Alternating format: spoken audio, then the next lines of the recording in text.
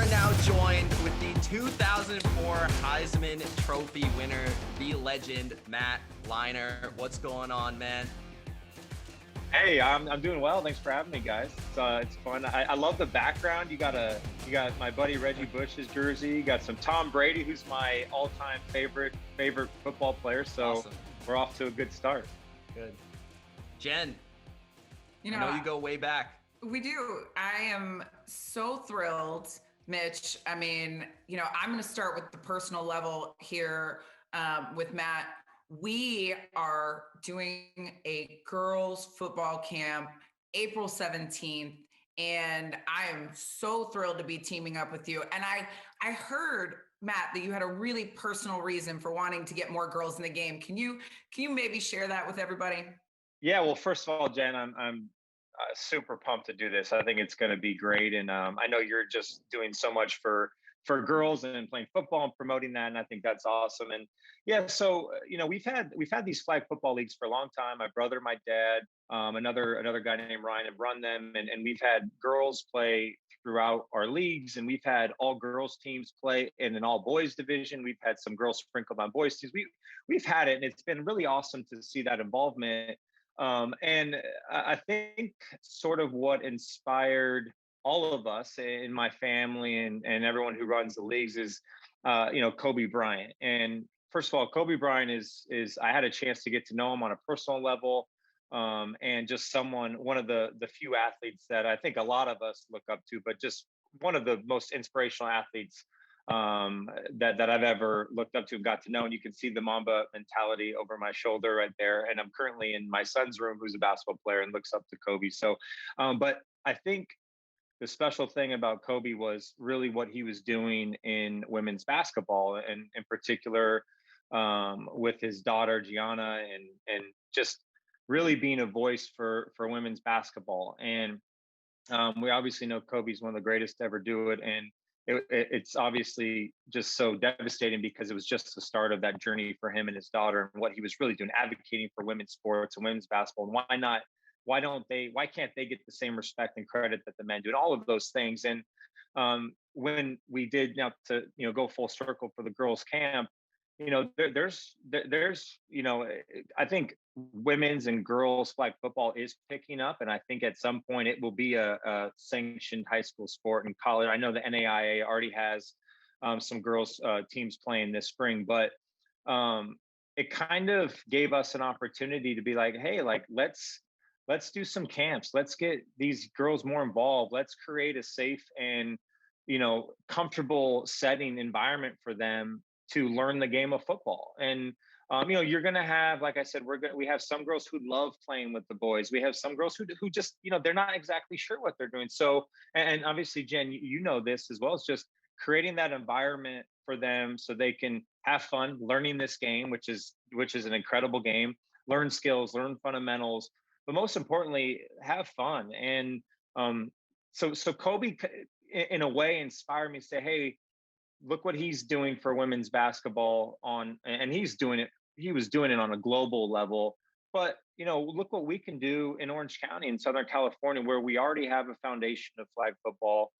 And why not try and get more girls to play, because it's such a fun sport. And so that's kind of, that was the goal and the thought behind it. And just to create more opportunities for girls to play the sport that, was so great to me, and just a sport that I absolutely love. Yeah, I gotta say, I don't think any female could watch Kobe and Gigi and not say, we need more of that in this world, right? And I know for me, with the game of football, we need champions, right? We need guys like you who say we can do better, and we're going to do better, and we're going to open our playbooks, open, the skill set, and show you that you deserve to play the game the right way, just like the boys. I always say that, people would say, and since I have a quarterback and I should never teach anybody to throw, because, I'm a D lineman. I mean, my whole job is to make your job different or difficult, but, Right. For you to say, like, the amount of times I've heard girls hear, oh, you throw like a girl. That's not actually a Mm-hmm. thing in football. You either throw the football like you've been coached or you haven't. And I can't think of a better way to really bring the girls into the game, but to let them learn like how to throw a ball from one of the greats. And Yeah. I am just so thankful that you're making this move. And it's really an honor to be able to, you know, to get out there with you and give these girls, as I say, the little bit of invincible that the game gave me, right? It taught me to believe in magic. And I think we all need magic.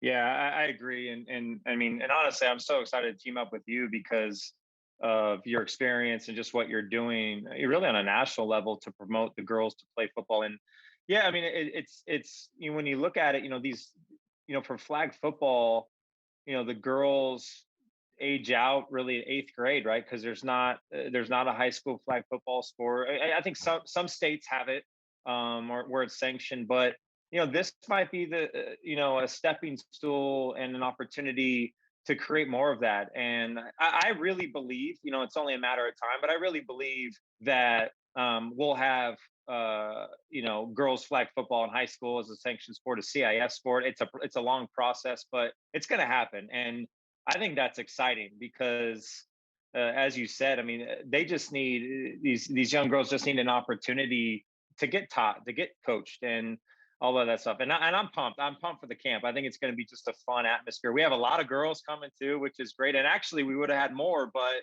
you know, because of COVID restrictions, we kind of had to cap it at a certain number. But hopefully, this is the first of many we can do It in the will. And future me for being sure. out in California now, California better watch out because, you know, we're making moves around the country. you're you're And taking over. I have a distinct feeling, Matt, that they'll have to deal with both of us now when it comes to these conversations. Um, I I got know, your and I back. can't I wait. got your back. I am here for it. And speaking of here for it, if you don't know, there's this whole thing going on right now. We're getting ready for the NFL draft. And it's, Kind of a you know, big it's deal. kind of Kind a of a big big deal deal. in Yeah. that football world. And I mean, I think that the Juke Pod, Mitch and I couldn't have a better person to discuss what's going to happen in this draft, particularly with the quarterbacks, since, you know, we've got one of the best right here with us. Yeah, this is it's a great, first of all, it's a great quarterback draft class. I mean, that goes without saying. And you know, just to highlight a handful of them, Trevor Lawrence, obviously at Clemson, Justin Fields, Zach Wilson, Trey Lance out of North Dakota State, Mac Jones at Alabama, one of my favorites, and really the list goes on. I mean, but it's such an interesting year because I think more than we've seen a lot of movement in the NFL, you know, with Stafford and Goff trade and you know, teams getting rid of guys and Fitzpatrick going to Washington and you know, just there's a lot of movement and there's a lot of teams that also need quarterbacks and it's really, you know, and then you know my buddy Sam Darnold in New York, what's going to happen to him? Is he going to stay? Is he going to get traded? Are the Jets going to draft a quarterback? Russell Wilson. I mean, list goes on. But when you look at this quarterback draft class, I think you have um, every different type of prospect you can want. You start with Trevor Lawrence, and he's going to be the surefire number one pick. Urban Meyer's the head coach at the Jaguars, who was my colleague at Fox the last couple of years. So I know he's not going to say it, but I'd be willing to bet anything he's going to take Trevor Lawrence, who's really just a rare talent and obviously a great kid off the field, but just a special talent. And it's going to be really interesting. I have a feeling like there always is that there'll be a team that's out of the top 10 that's going to jump into the top 5 probably to pick up one of these kids. And it's exciting though. I do love the draft. I do obviously following college football, covering college football Fox. I'm heavily invested in really all of these kids on a national scale, not just quarterbacks, but everybody, because you cover them and you kind of see them grow as players, and it's always exciting. And you know, being drafted in '06, it's just it's really a special day for everybody. So looking forward to it, but tons of talented quarterbacks this year, and it's going to be really interesting to see where they each go.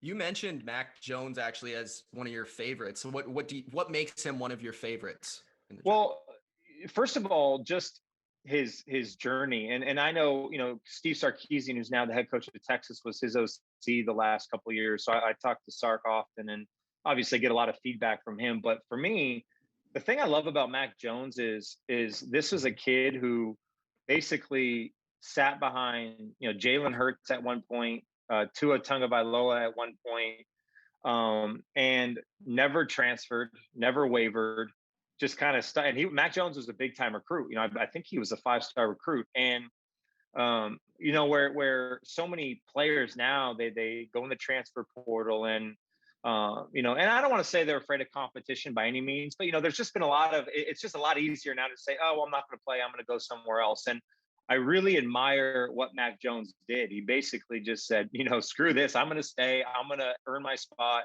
And then on top of that, he had to fend off the number one player in the country, and Bryce Young, who went to my alma mater, Mater Dei, the number one quarterback in the country. And then you look at what Mac Jones did this year. So from that standpoint, the competitive person that he is, I love that about him.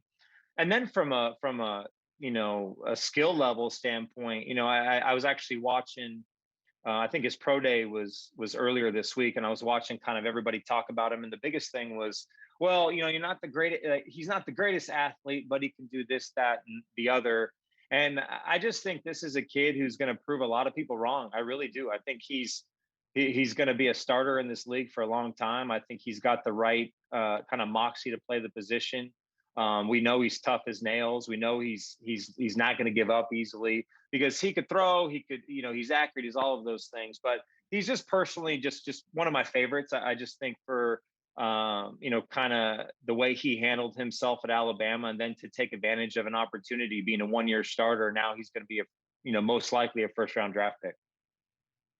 When you're evaluating these quarterbacks in the draft, what's like the first thing you look at? Is it the intangibles? Like you've mentioned a lot of intangibles about Mac Jones, right? Or is it more of the physical ability, the arm strength, the ability to move, those sort of things? Well, yeah, I mean, gosh, the position and the game has evolved so much, especially that position. I mean, I feel like a dinosaur. I'm 37. But the way I played was I was right. I'm a big guy, but I was a drop back passer. Yeah. Like a Tom Brady, obviously not Tom Brady, but I wasn't running around making plays.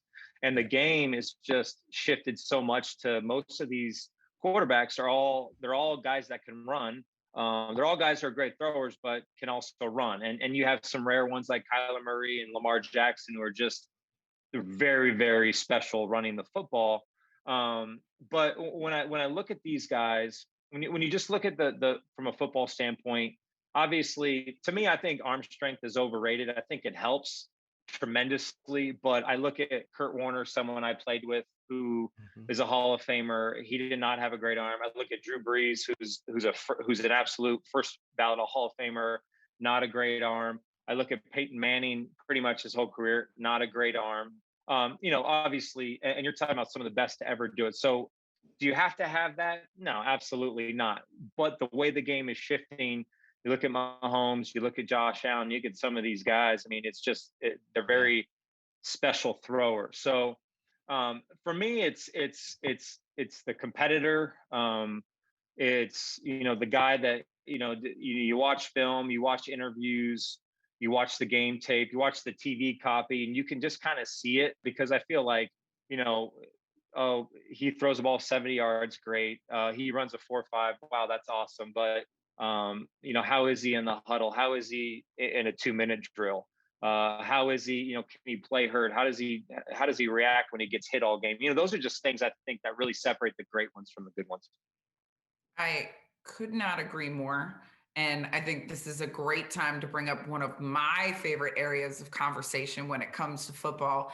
And that's what we call FBI, which as well as I do is not the service coming to get us, but it is that football IQ.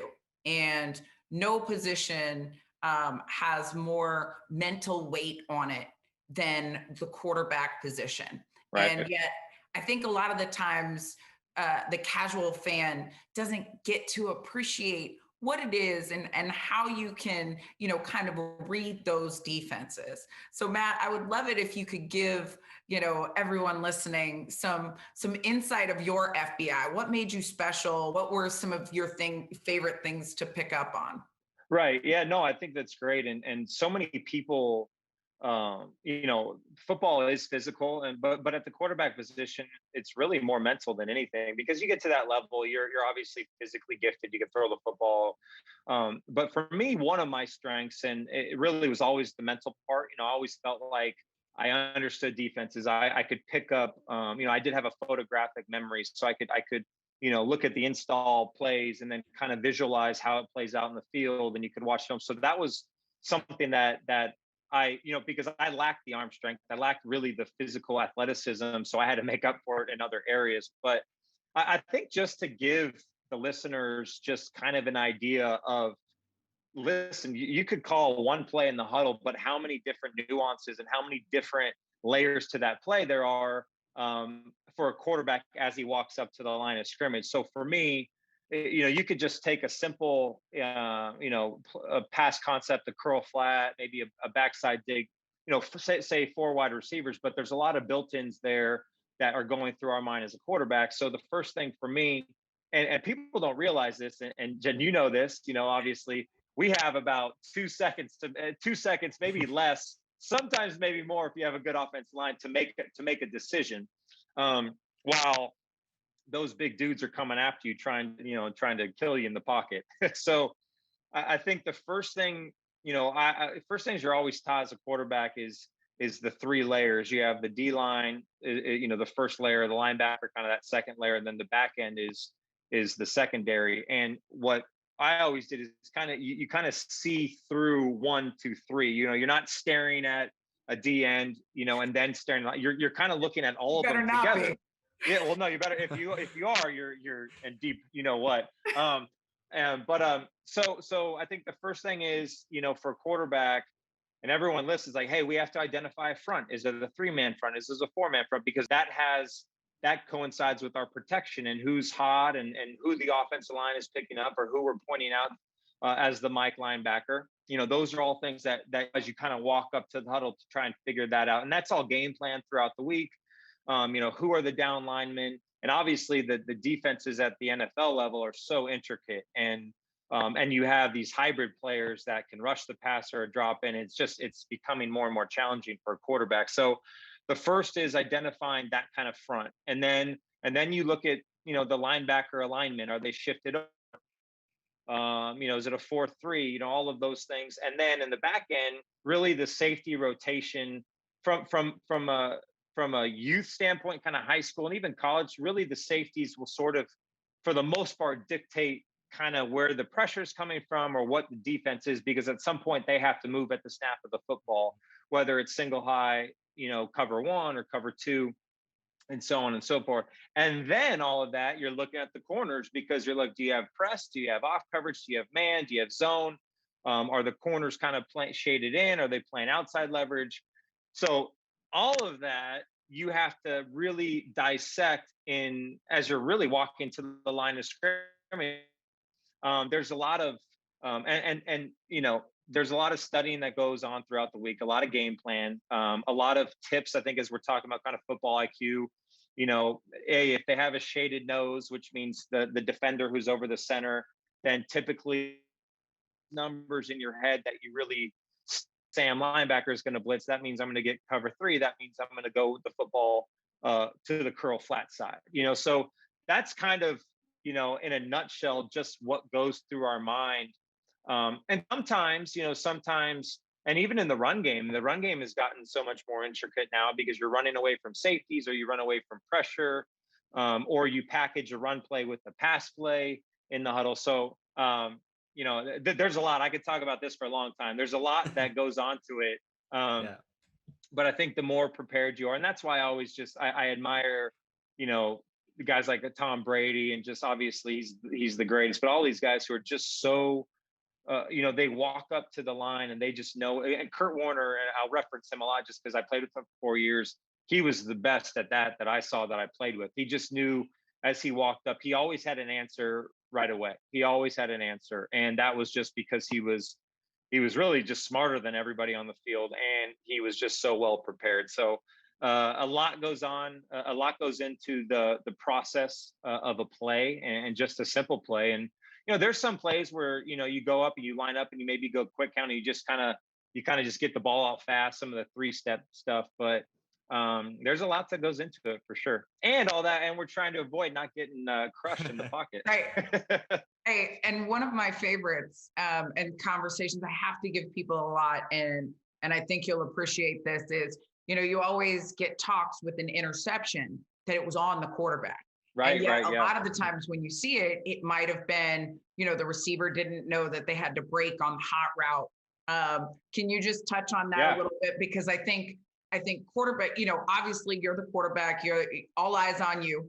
And yet a lot of the casual fans don't really understand that it may not always be what it seems. No, that's a great point. And as a quarterback, I would, we take blame. You should take blame for those interceptions, and you say that's on me and we'll handle it. But as you mentioned, especially at the end, especially as you get, to the NFL and the professional level, because everyone is so good and everyone is the best at what they do in the world. And those windows are smaller and the timing. So the most important thing, we talked about kind of the attributes of a quarterback and what makes them great. Well, as you got to the NFL, one of my coaches, Greg Knapp, who's still in the NFL, has been around for a long time. One of the best quarterback coaches I had, in my professional career. It was timing, decision making, and accuracy. Were the 3 things that he lived by. And just if you have those, you're going to have success. Obviously, a lot more goes into it, but timing is the most important thing, because these receivers, what to answer your point is getting to your proper depths, in every single route in the route tree, receivers have to get to a certain depth, or on and out, you got to get 10 to 12. You get to 10, you put your foot in the ground and you round to 12. We're expected to throw. Hey, we're going to throw it to a spot. If you're not there, it's incomplete. If you're there too early, or if you cut off the route, it's probably a pick 6, because we're expecting you to get to that point. And that goes for every single route, a deep in route, where we see a lot in the NFL. These receivers are taught, maybe it's 18 to 20, sometimes it's 14 to 16. But if they don't get to those depths and we throw the ball to where we think they're going to be, that's going to result in, an incomplete pass, or a lot of times an interception. And because those defensive backs are so good. And remember, the defensive backs study film too, and the linebackers study film too. So they want to get a read on the routes that we run as an offense. So, I don't know it's funny you asked that, because we did this percentage. We did this, one of Urban Meyer's segments on our show last year at Fox, for our big new kickoff show, was really the percentage of interceptions that are not the quarterback's fault, which he loves quarterbacks, but it was actually pretty mind-boggling. And he had these charts, and sometimes that's because maybe a receiver splits, or maybe there's press coverage, so it disrupts the timing. But so that's why you always see, it's so important, the workouts in the off season, and develop that chemistry. And you practice these plays religiously. I mean, you run a slant route, which is like day one install, which is what I coach my 14-year-old, like they run slants, but you run it so many times that it becomes second nature in a game. So yeah, it's and by the way, the quarterback is to blame for a lot of them as well. Sometimes we'll make an errant throw, sometimes we'll miss a read, sometimes we won't see a defender, but that's why it's so important, the timing and just working with your receivers. That's why even last year I thought it was so impressive, because there was no really training camp. There was no camp. You look at what Brady and the Bucs did. I mean, he didn't really have a chance to work out with his receivers more than maybe a couple weeks, and that's why sometimes it takes a long time to get going. But yeah, it's a great point, and a lot of people need to understand that there's a lot of fine details that go into these pass concepts and the timing between a quarterback and the receiver. Was there ever a defensive scheme or a coordinator who, when you went up to the line of scrimmage, you're like, what am I looking at? Like, what is this? Yeah, I mean, the old, nowadays it's a lot more common, but the old Ravens and Steelers, Because I played from '06 to Right. 2013, and those were, the Pittsburgh Steelers ran a 3-4, but they Mhm. had the walk around defense where you walk up to the line of scrimmage, and you that's why it's become so important who you're identifying as a down lineman and who's a linebacker, who's their rush end. And those would always give, just I think they gave everybody fits because they were the number one defense for like a decade. But it was just so hard because they had the great pieces to be able to run that. So the Steelers defenses of those years, and they beat us in the Super Bowl in 2000, 8 or not 2008 maybe. And they beat us in the Super Bowl that year, and their defense was one of the best. And then the Ravens, the Ravens actually played against my second year. We went to Baltimore, and it was, I think we are kind of talking about earlier, like you don't want to stare down a defender, but I Yeah. was like my second year, and I'm going against Ray Lewis and Ed Reed, and I'm just like, oh my gosh, like what is going on? And Ray Lewis was one of the most intimidating football players I ever played against, and the best dude off the field. Like I got to know him. He was always so nice. But man, when he put that helmet on, he was Ray Lewis. He was a Hall of Famer, and they did the same thing. They had that kind of walk around defense when Terrell Suggs was there in his prime, and gosh, who else did they have? I mean, Ray Lewis. They had Bart Scott was a stud. And then Ed Reed, who is one of the best defensive players to ever play the game and probably to ever play the game in the back end. And so those are the two defenses to me that I just remember while I was playing. It was always a to game plan for them. And it was actually what our coaches used to tell us was, hey, just stay on our side of the field, meaning don't get too caught up in what they're doing. Just get up to the line of scrimmage, kind of trust your eyes, snap the ball, and then just the game plan was always a little bit easier for us against them because we just simplified it. And just hoping hey, our guys are going to beat their guys, just because, they run 100 different blitzes. You can't prepare for all of them. But that's what made them so good. So one more question for me. Do you have a favorite like key that you ever picked up on a defense or particularly a particular player? Because once you get a key on somebody, it's like you have the secret key to the kingdom. Yeah, that's funny. The, the NFL is so tough, man, because these players are so good. They don't really tip what they're going to do. I think in college, I always kind of knew because it's less, some of the teams don't want to disguise as much, and some of the teams aren't as, difficult to sort of dissect what they're going to do. I don't think I had a particular key, but I always knew. So I'll go back to college just because I think it was a little easier for me when Reggie Bush, who is one of the greatest maybe one of the most exciting college football player to ever play, and one of the best. Anytime he was in the backfield, I always laughed. I literally, it's just, you had a key based on the linebacker and based on the linebacker's eyes staring right at Reggie, and he's like, and they were so terrified to guard him. So to answer that in those particular ways, because we threw to him out of the backfield a ton, so that was a really big part of our offense because he was just so special. So a key, just kind of picking up if it was man or zone, and then knowing the matchup you have, knowing that you have Reggie Bush on an outside linebacker, or which I'm telling you, I would literally come out of the huddle because I knew the play, and I'm hoping and praying they're playing man-to-man coverage, and then I get up to the line, and I'm just like, oh crap! I mean, this is not going to end well for these guys because he was unguardable, So I think always, I love man coverage because it's our guy versus your guy. Hey, go make a play. And I had Larry Fitzgerald, who's one of the greatest. I had Andre Johnson in Houston. I mean, I was really fortunate to play with some Hall of Famers. So anytime I saw man to man, it was like, all right, go take a shot because I trust my guys to go make a play. And but it was so much fun in college to do that because you could just tell by the linebacker alignment or by his eyes at that level, especially if he was in deep crap or not. Yeah, exactly.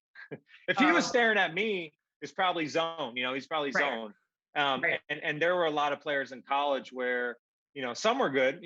Obviously some were really good and they make it to the, but some they're just so focused on, hey, I'm going to stare at Matt because they're so focused just to get to their part of the field. I mean, the defense, so the great ones could disguise, the great ones could play mind tricks with quarterbacks, to get us to really stare to see what they're doing. But man, I'll tell you what, we had a field day with Reggie on some of those plays out of the backfield. I bet you did. It sounds like a bad day. It was.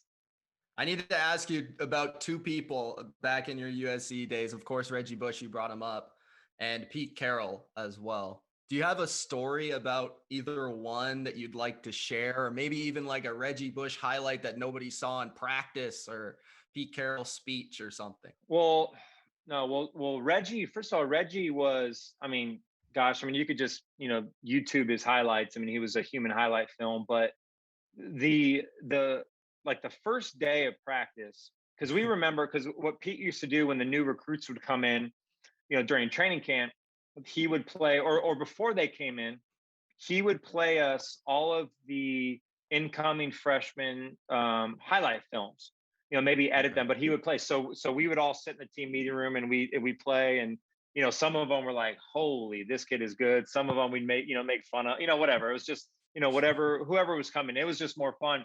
But I remember Reggie's came on and we knew he was one of the best players. We're like, wow, this kid is special. And sometimes you just don't know, the high school to college is a big jump. College to the pros is a big jump. And I'll tell you what, no lie, like day one of training camp, and he wasn't even the starter. A lot of people don't even know this, that he was, because 2003 was my first year starting. It was his true freshman year. He was, I don't want to say third string, but we had Chauncey Washington, who's a running back, a big time running back. And we had Lendell White, obviously, who you guys should know, who was a great, who he and Reggie ended up being thunder and lightning. And then there was Reggie. Chauncey was getting reps before both of them. Lendell was getting reps, and Reggie was and then we had Herschel Dennis, who had been there for a year prior, who was actually the starter, who was a good player. So Reggie kind of walked in, not really, trying to find a role for him because he was so special, but he wasn't the guy right away, not even in that class. And obviously we knew at some point he was going to be, but it was interesting. But what he did from day one, we were like, wow, like this kid is going to be special. And the one thing I always say about Reggie was he was always the hardest worker on our team by far. He was the best player on our team by far, especially in his sophomore and junior year. But he worked harder than anybody on our football teams, and we worked hard. We were disciplined, is one of the reasons why we were obviously a great football team for a handful of years. But Reggie was the best player, but he was the hardest worker. And so just for people to kind of know that, like he really worked at his craft and really did. And then for Pete, oh my goodness, and there's so many. I'll say this: what you see is what you get with Pete. He's been like that. Yeah, I think he's in his early 70s now or late 60s, and he still has more energy than. I played with coaches who were like addicted to Diet Coke, because those days are long in football and you have about 10 cups of coffee a day or 6 Diet Cokes or whatever it is. Pete was a Mountain Dew guy. And I don't know if he still drinks Mountain Dew, but he drank probably 12 Mountain Dews a day.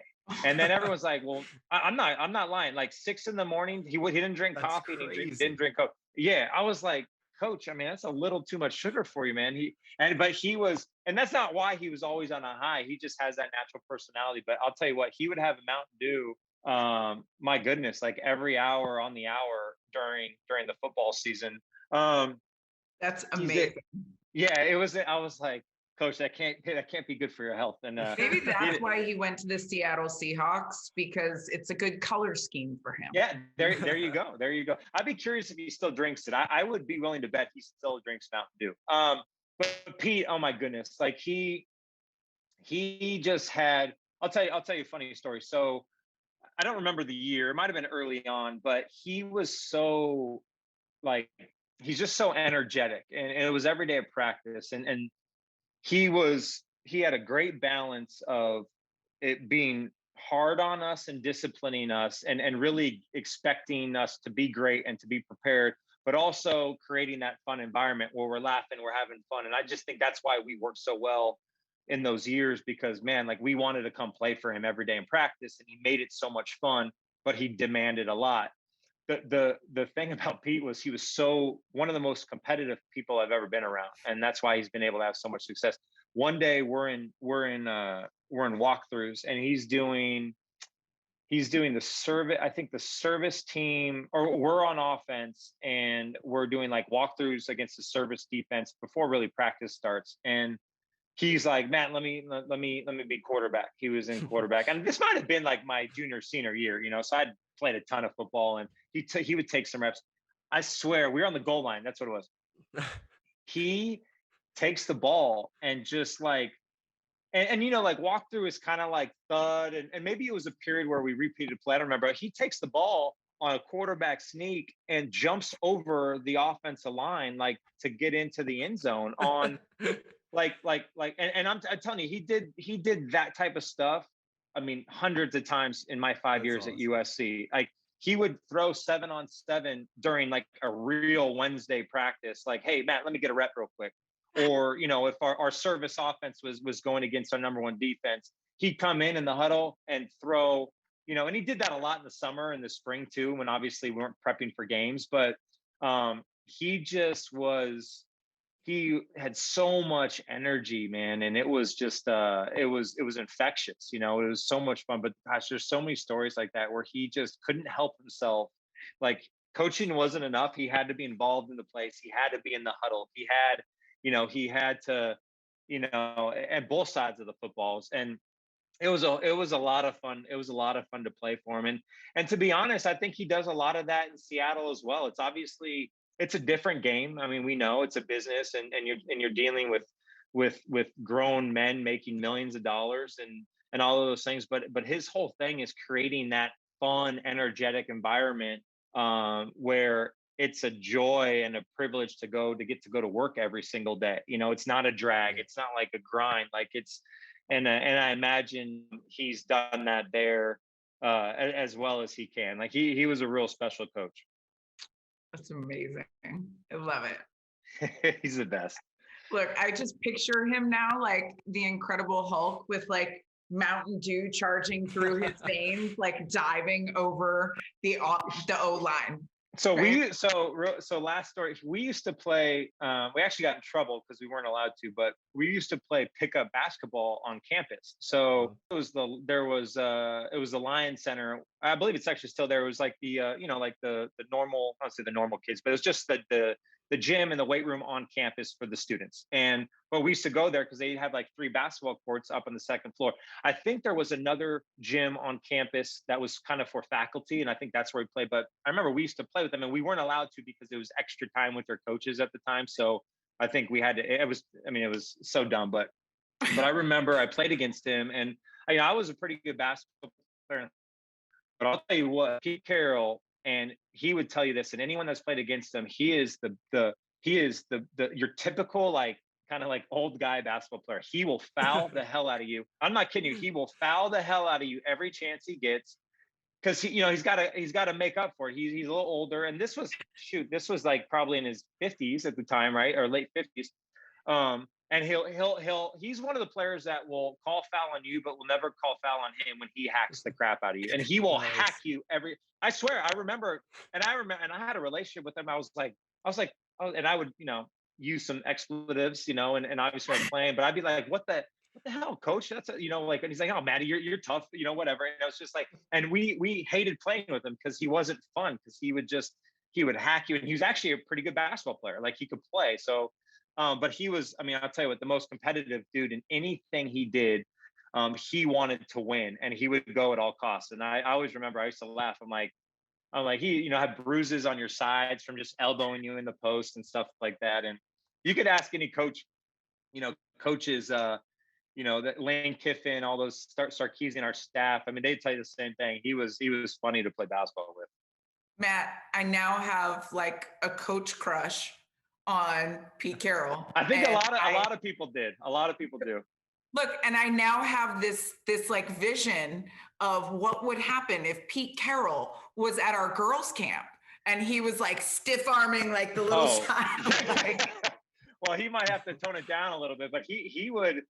I'll tell you what, he is always like, I think he always like juiced up. He's always juiced up. He's always energy. And I'll tell you what, it was just like, I'll tell you what, you weren't going to be tired around him. You weren't going to have a bad day around him because he brought that out of you. And to me, that was kind of one of his secret sauces. Like he was so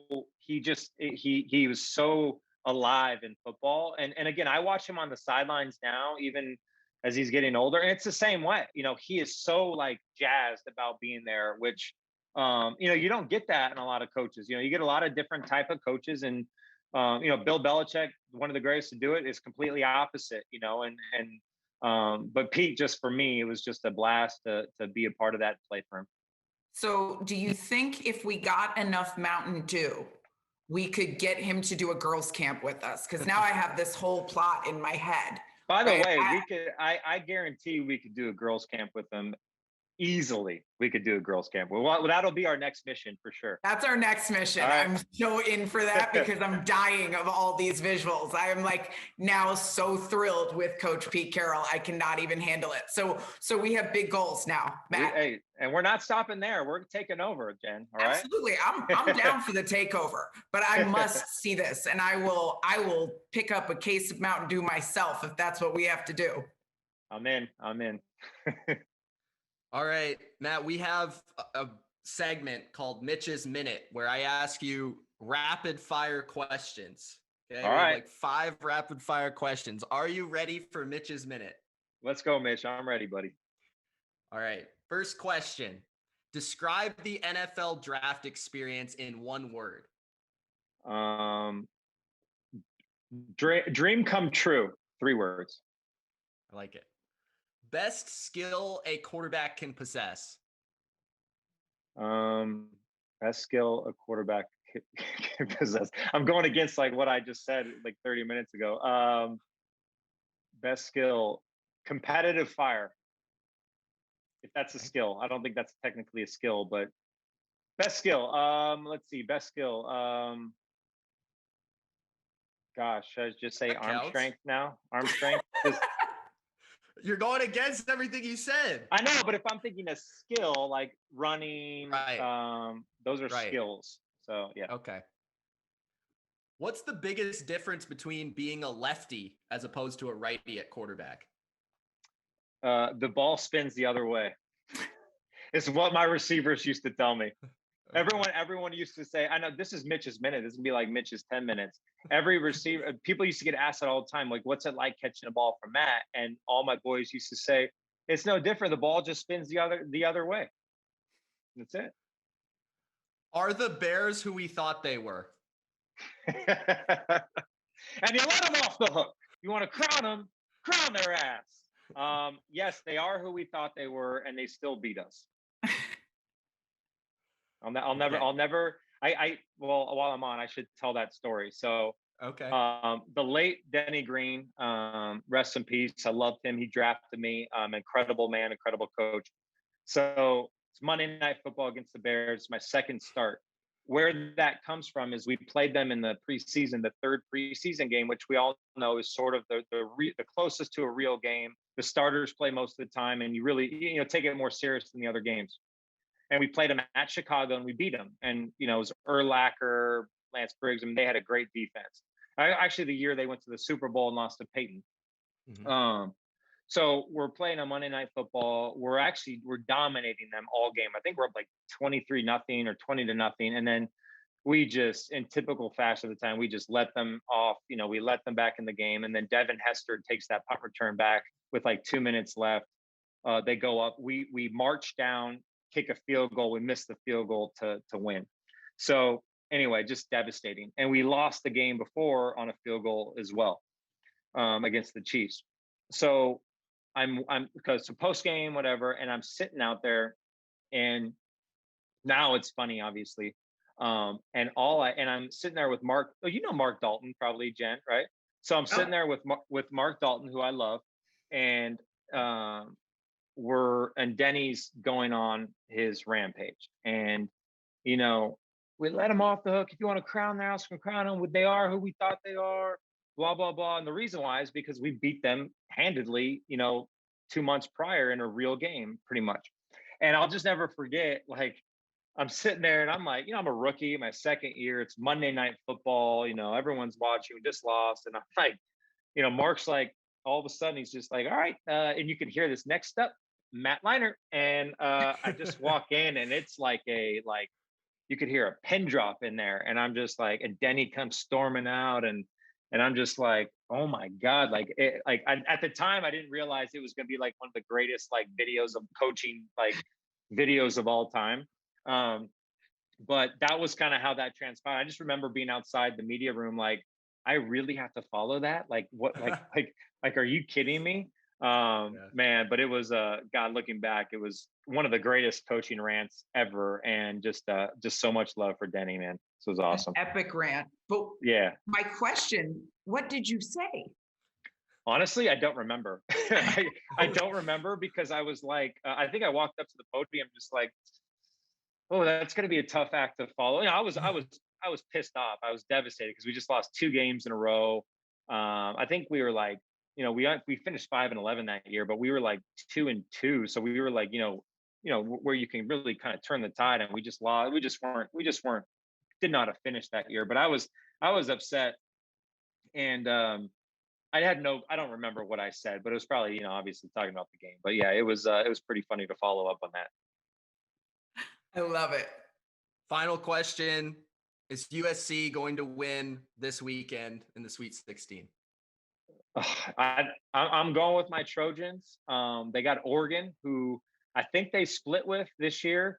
The only thing about Oregon that makes me nervous, I love college hoops too. The only thing that makes me nervous is they're healthy, and we saw that they have all their guys back. I think they had some COVID issues, and then a couple guys from injury that come back. So they're really good. But I'll tell you what, Mobley is a stud, and I know Coach Enfield pretty well just through the years. I'm rooting for them, man. They're on a great run, and it's exciting. The only problem is if they win, they're probably going to have to play Gonzaga, who I don't think anybody can beat this year. But I'm definitely rooting for my Trojans. I'm hoping they win and get to the Elite Eight. Awesome. All right. Wonderful. Killed it. You want to wrap it up? Oh man,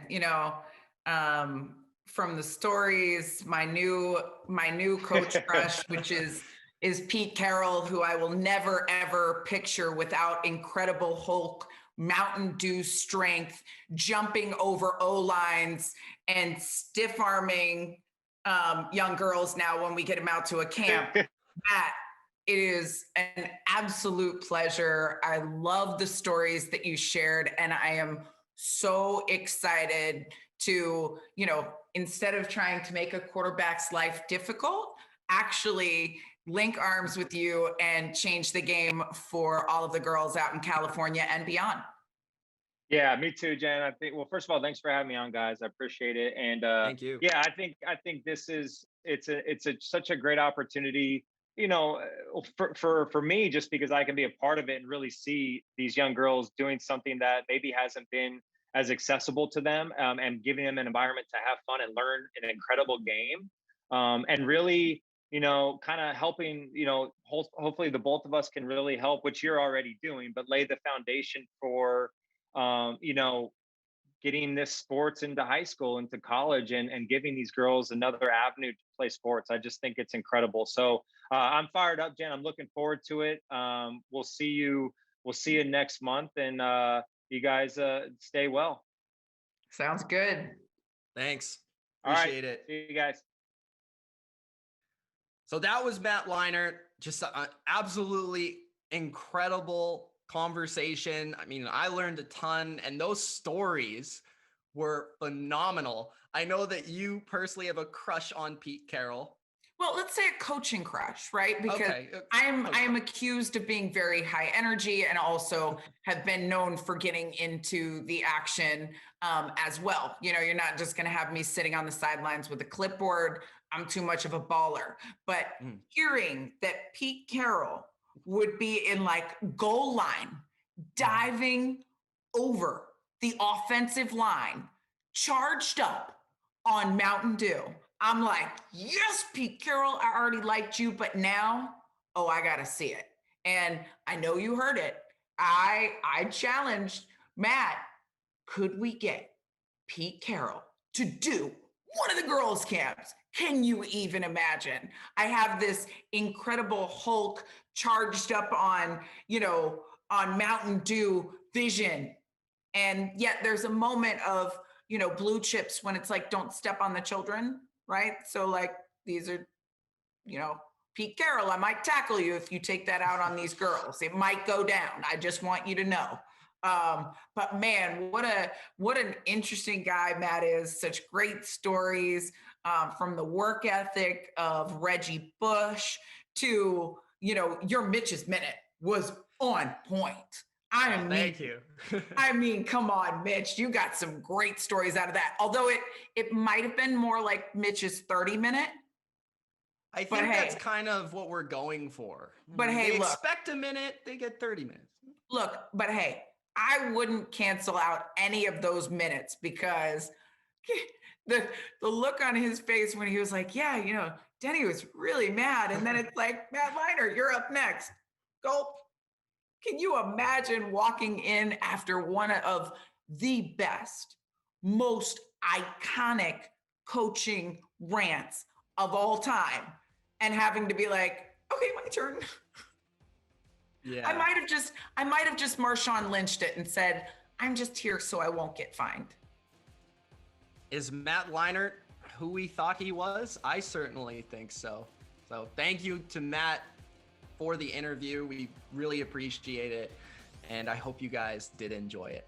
Make sure you do follow us on all social platforms, Instagram, Twitter, of course, subscribe on YouTube. And we also have a TikTok where you may be able to find some of our awesome clips.